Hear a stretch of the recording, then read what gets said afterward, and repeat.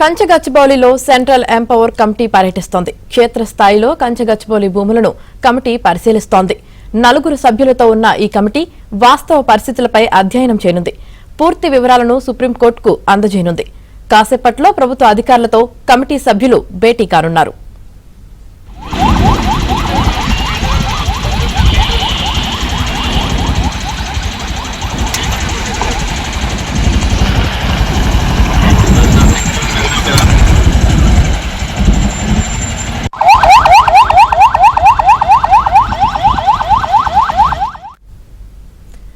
కంచగచ్చిబౌలిలో central empower committee పర్యటిస్తోంది. క్షేత్రస్థాయిలో కంచగచ్చిబౌలి భూములను committee పరిశీలిస్తుంది.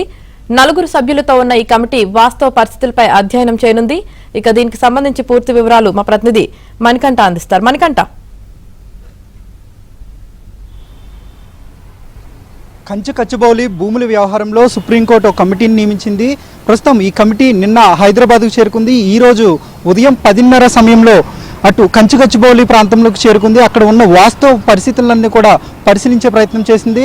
అది సుమారుగా గంట పాటు కూడా ఆ కంచగచ్చిబౌలిలో ఉన్న భూములన్నీ కూడా వివరాలన్నీ కూడా సేకరించింది. అలాగే అక్కడ ఉన్న వాస్తవ పరిస్థితులన్నీ కూడా అధికారులు అయితే పరిశీలిస్తూ వచ్చారు. ప్రస్తుతం యూనివర్సిటీలో ఉన్న అధికారులతో కూడా అటు కంచగచ్చిబౌలికి సంబంధించిన పూర్తి వ్యవహారంపై ఇటు సుప్రీంకోర్టుకు సంబంధించిన 4 సభ్యులు పూర్తిగా కూడా వివరాలు తీసుకున్నారు.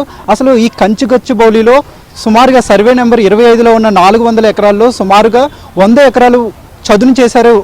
ఆ చదును చేసిన ప్రాంతంలో పూర్తిగా కూడా జీవ వైవిధ్యానికి సంబంధించిన చెట్లు, అలాగే ప్రకృతికి జీవరాశులకు సంబంధించిన నెమళ్ళు, అలాగే జింకలు కూడా పూర్తిగా కూడా వాటికి హాని తలపెట్టారు అన్న కోణంలో వీళ్ళంతా కూడా అనేక ఫిర్యాదులు అందాయి. యూనివర్సిటీ విద్యార్థులు ఉద్యమాలు చేశారు. అలాగే వివిధ విద్యార్థి సంఘాలు, అలాగే ప్రకృతి ప్రేమికులు వీళ్ళంతా కూడా కంప్లైంట్ ఇచ్చారు. ఈ నేపథ్యంలో సుప్రీంకోర్టు అధ్యక్షతన ఒక కమిటీ ఏర్పాటు చేశారు. ప్రస్తుతం ఒక గంట పాటు కొద్దిసేపటి క్రితమే యూనివర్సిటీ కంచగచ్చిబౌలి ప్రదేశంలో పూర్తిగా కూడా వాళ్ళంతా కూడా సమీక్షించారు. అలాగే యూనివర్సిటీ కంచగచ్చిబౌలిలో ఉన్న భూముల్లో 100 ఎకరాల భూముల్లో నిజంగానే ఏ మేరకు చెట్లు కొట్టేశారు, అలాగే అక్కడ నిజంగా ఎంత మొత్తంలో పక్షులు ఉన్నాయి, దీంతో పాటుగా నెమళ్ళు ఉన్నాయనే కోణంలో కూడా పూర్తిగా కూడా వాళ్ళంతా కూడా వివరాలు రాబట్టారు. అలాగే దీనికి సంబంధించి మరికొద్ది సేపట్లోనే విద్యార్థుల నుంచి కూడా ఒక నివేదిక కూడా రప్పించుకొని ఉన్నారు. విద్యార్థులు కొద్ది రోజుల క్రితమే చాలా నినాదాలు చేశారు. వాళ్ళంతా కూడా భూముల వేలం ఇవ్వద్దంటూ కూడా పూర్తిగా కూడా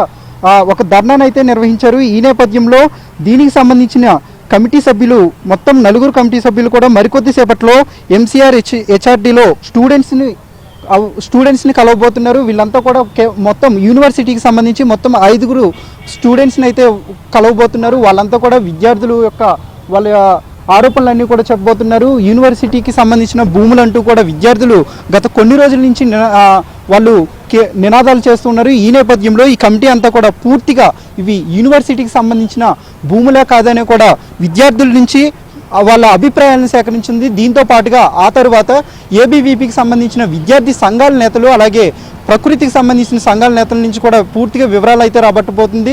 వాళ్ళు ఇచ్చే సమాచారాలను, అలాగే అభిప్రాయాలను కూడా పూర్తిగా వాళ్ళంతా కూడా రికార్డ్ చేయనున్నారు. దీంతో పాటుగా మరికొద్ది ఇవన్నీ ముగిసిన తర్వాత 2:30 గంటల సమయంలో ప్రభుత్వ అధికారుల నుంచి కూడా పూర్తిగా నివేదిక రప్పించుకొని ఉన్నారు. ఎందుకంటే ఇది కంచగచ్చిబౌలి భూముల వ్యవహారం తారాస్థాయికి చేరుకుంది. ఇవన్నీ కూడా ప్రభుత్వ భూములంటూ కూడా ప్రభుత్వం గతంలో చాలా క్లారిటీ ఇచ్చినప్పటికీ ఇవన్నీ కూడా యూనివర్సిటీ భూములు అని చెప్పేసి విద్యార్థి సంఘాలు, అలాగే యూనివర్సిటీ అధికారులు కూడా చెప్తున్నారు. ఈ సుప్రీంకోర్టు నియమించిన అధ్యక్షతన ఈ కమిటీ కూడా కొద్దిసేపటి క్రితమే వీసీని కూడా, హైదరాబాద్ సెంట్రల్ యూనివర్సిటీ వీసీని కూడా కలిసింది. వీసీ నుంచి కూడా పూర్తిగా సమాచారాన్ని కూడా రాబట్టింది. అలాగే విద్యార్థుల నుంచి కూడా పూర్తిగా సమాచారాన్ని సేకరించారు. సో ఇవన్నీ కూడా క్రోడీకరించుకుని సుప్రీంకోర్టుకి అయితే నివేదిక అయితే అందజేయబోతున్నారు. ఈ నెల 16 వరకు ఎలాంటి పనులు కూడా చేయొద్దని చెప్పేసి ఇప్పటికే సుప్రీంకోర్టు స్టే ఇచ్చింది. నిజంగానే యూనివర్సిటీ పరిధిలో అసలు ఈ కంచగచ్చిబౌలి భూముల వ్యవహారం అంతా కూడా, ఈ భూములన్నీ కూడా యూనివర్సిటీకే చెందుతాయా లేదంటే ప్రభుత్వానికి చెందుతాయా, అలాగే ప్రభుత్వ భూముల్లో నిజంగానే ఇవన్నీ కూడా ఈ కంచగచ్చిబౌలి భూముల వ్యవహారంలో ఇవన్నీ కూడా పక్షులు ఏ మేరకు ఉన్నాయి, జీవరాశులు ఏ మేరకు ఉన్నాయి, అవి ఆ భూములన్నీ కూడా అటవీ శాఖకు చెందుతాయా లేదంటే నీటిపారుదల శాఖకు చెందుతాయా అనే కోణంలో కూడా పూర్తిగా దర్యాప్తు రాబడుతున్నారు. ఎందుకంటే ఇవన్నీ కూడా అటవీ శాఖకు చెందితే ఏ మేరకు అనుమతులు తీసుకున్నారు, లేదంటే విద్యార్థులు కొన్ని విషయాలు కూడా చెప్తున్నారు, అవన్నీ అటవీ శాఖకు సంబంధించినవి కాకుండా యూనివర్సిటీకి అంటున్నారు. నిజంగానే యూనివర్సిటీకి చెందినవా అనే కోణంలో కూడా పూర్తిగా వివరాలు రాబడుతున్నారు. అయితే అటవీ అధికారులు దీంతో పాటుగా అక్కడ కొన్ని నీటి కొలనులు కూడా ఉన్నాయి కాబట్టి ఈ భూములన్నీ నిజంగా ఫారెస్ట్ డిపార్ట్మెంట్కి చెందుతాయో లేదంటే ఇరిగేషన్ డిపార్ట్మెంట్కి చెందుతాయో మొత్తం పూర్తిగా కూడా ఈ మేరకు వివరాలన్నీ కూడా సేకరిస్తూ ఉంటారు. కొద్దిసేపటి క్రితమే ఈ వివరాలన్నీ కూడా సేకరించారు. మరికొద్దిసేపట్లో ప్రభుత్వ అధికారులతో పూర్తిగా కూడా ఈ కంచె గచ్చిబౌలి భూముల వ్యవహారంపై నివేదిక కూడా వాళ్ళు అడిగే అవకాశం ఉంటుంది. పూర్తిగా కూడా వాళ్ళకి ఇటు సుప్రీంకోర్టు నియమించిన కమిటీకి పూర్తి వివరాలు కూడా రాష్ట్ర ప్రభుత్వం వెల్లడించేందుకు సిద్ధమైంది.